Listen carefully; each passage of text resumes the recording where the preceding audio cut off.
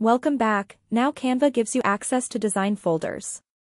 It means that what you can do is you can take your existing design and store it in a folder for later use. So what we can do here is we can create a separate folder, we can give that folder a name, and we can give our team members access. We can give team access to the folder, or we can give access to specific individuals. So in this case, what we can do is we can say that our entire team can edit what's in this folder. We can then click Create and Share Folder in order to utilize it. What we would do is make sure that we saved our images or designs with a name. We can then take that image, we can then move it into the folder that we just created. By dragging and dropping it into the folder, this image will then be part of the folder that we created.